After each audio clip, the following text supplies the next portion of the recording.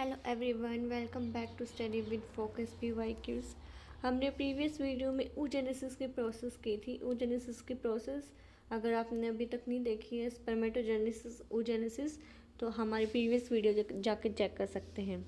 आज हम इसमें करेंगे मैच्योरेशन साइकिल। ठीक है, मैच्योरेशन साइकिल क्या होता है कि मतलब कि जो प्राइमेट्स होते हैं, जो फीमेल्स होती हैं, ये इनके अंदर एक रिप्रोडक्टिव ऑर्गन के थ्रू होने वाली एक प्रोसेस है। ठीक है, सबसे पहले ये मंकीज़ के अंदर आई थी। ठीक है, सबसे पहले किस में आई थी? ये मंकीज़ के अंदर आई थी, एप्स के अंदर आई थी, देन ये ह्यूमन बीइंग के अंदर ट्रांसफ़र हुई थी। ठीक है, ह्यूमन बीइंग में ठीक है, इसी को हम बोलते हैं क्या? Maturation cycle.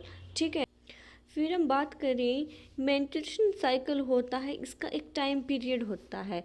ये 28 to 29 डेज़ के बीच में ओकर होती है।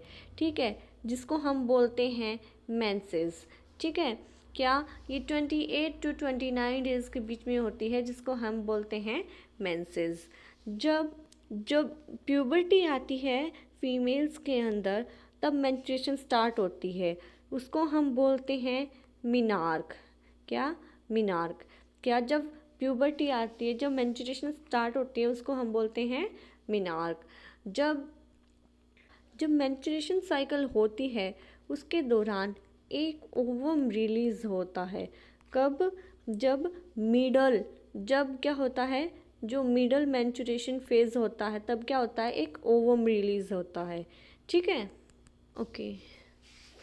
फिर इसमें है ना, देखा गया है कि जो मेंस्ट्रुएशन साइकिल है उसके कितने इवेंट्स होते हैं। इसके 4 इवेंट्स होते हैं। ठीक है, कौन कौन से? जो मेंसेस, जिसमें हम मेंस्ट्रुएशन बोलते हैं। पहला इवेंट क्या होता है? मेंस्ट्रुएशन। दूसरा क्या होता है? Follicular phase. सेकंड क्या होता है? Follicular phase. थर्ड कौन सा होता है? ओव्यूलेशन। थर्ड कौन सा होता है? ओव्यूलेशन। फोर्थ कौन सा होता है? Luteal phase. फोर्थ कौन सा होता है? ल्यूटेलाइल फेज। ल्यूटेलाइल फेज को हम कौन सा फेज? सेक्रेटरी। कौन सा? सेक्रेटरी फेज भी बोलते हैं। ठीक है, अच्छा, जब जो फीमेल होती है उसकी एज 40 to 45 के बीच में आ जाती है, तो क्या होता है? मेनोपॉज। क्या होता है? मेनोपॉज। ठीक है, मेनोपॉज में मतलब जो मेंस्ट्रुएशन की जो साइकिल है वो आनी बंद हो जाती है। ठीक है, और मीनार्क क्या था? मीनार्क में क्या था? उसमें जो मेंस्ट्रुएशन की साइकिल होती है वो स्टार्ट होती है। ठीक है, अच्छा, अब इसमें हमने अलग अलग देखा, जैसे कि मेंस्ट्रुएशन हो गया, जो फॉलिकुलर फेज़ हो गया, मेंस्ट्रुएशन वाला फेज़, फॉलिकुलर वाला फेज़, ओव्यूलेशन और ल्यूटल फेज़, इनमें अलग पूछा हुआ है। ठीक है, तो इसमें जो हार्मोन्स होते हैं वो भी रिस्पॉन्सिबल होते हैं। FSH hormone, follicular stimulating hormone होता है, एस्ट्रोजन होता है, ल्यूटिलाइजिंग हार्मोन होता है, प्रोजेस्टेरोन होता है। ठीक है, जब मेंस्ट्रुएशन स्टार्ट होता है, जो FSH का लेवल होता है वो डिक्रीज़ होता है। ठीक है, जब ओव्यूलेशन की प्रोसेस आती है, तभी जो FSH का जो हार्मोन होता है वो पीक पे होता है। ठीक है, देन ये बाद में जो आता है उसमें ये डिक्रीज़ हो जाता है।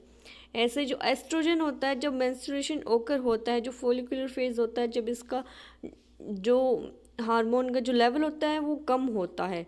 ठीक है, जैसे जैसे ओव्यूलेशन की प्रोसेस पास आती है, तो जो यूटिलाइजिंग हार्मोन है उसकी पीक हाई हो जाती है। अब हम बात करें कौन सा हार्मोन?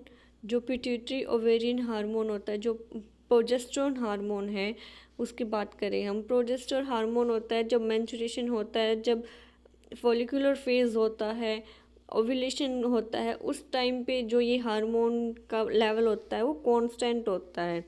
जब ये लुटेलाइल फेज में आता है, तो जो प्रोजेस्टेरोन होता है वो अपने पीक पे होता है। ठीक है, अब इसमें हम ओवेरियन इवेंट की बात करें। ओवेरियन इवेंट में क्या होता है? सबसे पहले जो फॉलिकल्स होते हैं वो डेवलपमेंट होते हैं।